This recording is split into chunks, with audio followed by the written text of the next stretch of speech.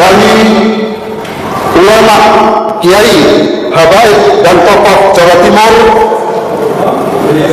menyerukan kepada pemerintah Republik Indonesia: satu, makzulkan Gibran, adili Jokowi, tangkap koruptor kakap dan berlakukan perampasan aset. Takbir, Allah Akbar. Saya kira Presiden Prabowo dengan banyak mata dan telinga pasti tahu ada manuver semacam ini ya.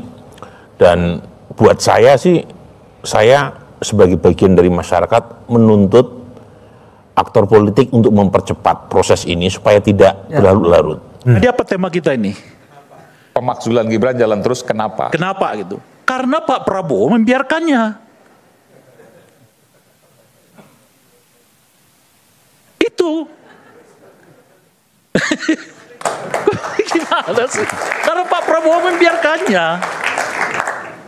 Kan surat ini diserahkan pertama kali ke Pak Prabowo. Oleh Pak Prabowo dinyatakan, ya silakan saja, tapi tepatnya diserahkan ke DPR. Kan gitu. Kalau sejak awal Pak Prabowo mengatakan, mohon maaf, saya nggak berkenan tuh memakzulkan Gibran. Kan yang memakzulkan bukan Pak Prabowo, nggak ada kaitan dong ke Pak Prabowo. Iya, sejak awal Pak Prabowo memiliki opini untuk menyatakan saya menolak ikut-ikutan loh ya. Kalau Gibran itu harus dimakzulkan, berhenti menurut saya tuh. Ada kesan bahwa Pak Presiden ragu-ragu karena masih berada di bawah bayang-bayang pengaruh rezim lama Pak Jokowi. Kita ngaten apa mboten? Itu yang menjadi kemaskulan kita, kegalauan kita. Pak Prabowo harusnya tetap menjadi macan Asia. Sebagaimana selama ini kita berharap beliau bisa memperbaiki Indonesia. Jangan berada di bawah bayang-bayang terus dari rezim yang lama. Jangan menjadi peragu, jangan menjadi pembuat kebijakan yang kemudian selalu berpikir tentang bayang-bayang kekuasaan yang lama. Itu salah satu kemaskulan kita. Dan di dalam perjalanan yang memang belum panjang, ini kan instabilitas politik bisa shaky dan nanti akan delegitimasi terjadi kalau terus-menerus tidak ada respon. Nah ini yang kita harapkan, respon itu ditunjukkan, bukan berarti bahwa kita memaksa-maksa, tapi memang seperti itu.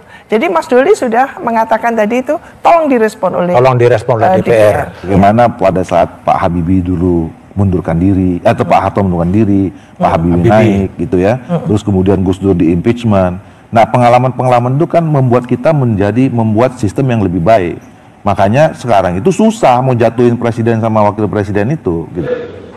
Masing-masing dari tokoh, ulama, kiai punya pandangan-pandangan bahwa masih banyak yang harus diperbaiki. Bahkan justru harus dilakukan tindakan-tindakan yang cukup radikal, mendasar, agar Pak Prabowo ini tidak kemudian terlibat dalam arus yang tidak berhenti membawa pemerintahan Pak Prabowo ini seolah-olah berjalan bukan sebagai presiden yang independen, melainkan menampilkan sosok yang selama ini kita kenal.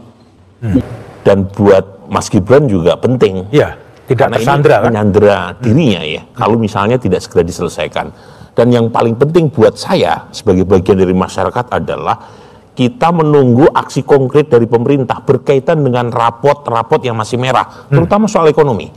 Misalnya, Bank Dunia sudah mengoreksi pertumbuhan ekonomi dari 5,1% menjadi 4,7%. Dan 2 kuartal pertama kita di bawah 5%. Yang kedua, PHK. Sampai Kementerian Tenaga Kerja tidak mengeluarkan data yang sebenarnya. Kemudian rupiah itu turun 10%. Indeks harga saham turun 20%. Ini agenda yang jauh lebih penting untuk kita dengar apa sih yang dikerjakan oleh pemerintah dan DPR. Karena sudah 10 tahun kita itu menderita dalam artian yang sesungguhnya. Kita ingin segera ada perubahan.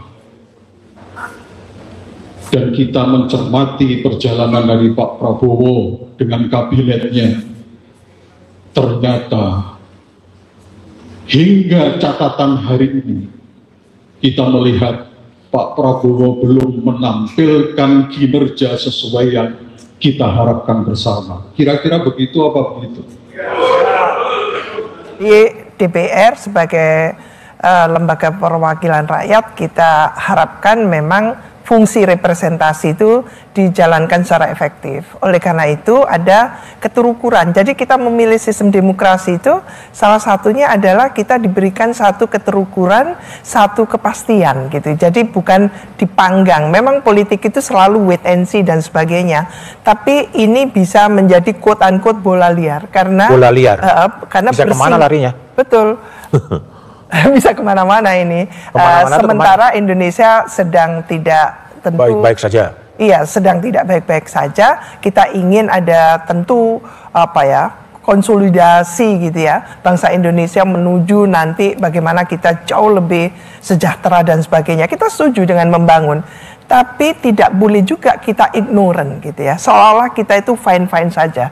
Kita harus membenahi yang kurang bagus tadi itu dengan memberikan pelajaran bahwa kalau dipaksakan kehendak itu ternyata akan muncul belakangan yang menjadi bumerang bagi perjalanan satu politik kita. Sampaikan bahwa Hidayatullah ini adalah bagian dari organisasi massa berbasis kader. Alhamdulillah sekarang ini sudah berada di 38 provinsi dan sudah berada di 428 kabupaten kota. Akhirnya dukungan pemakzulan datang dari mana-mana. Kali ini ulama Jawa Timur yang tergabung dalam forum silaturahmi ulama yang sudah berada di 33 provinsi juga suarakan dukungan pemakzulan Gibran bahkan adili Jokowi. Ini juga merupakan aspirasi rakyat yang harus didengar oleh DPR yang terkesan lamban meski ini juga bukan gambaran secara umum ulama di Jawa Timur.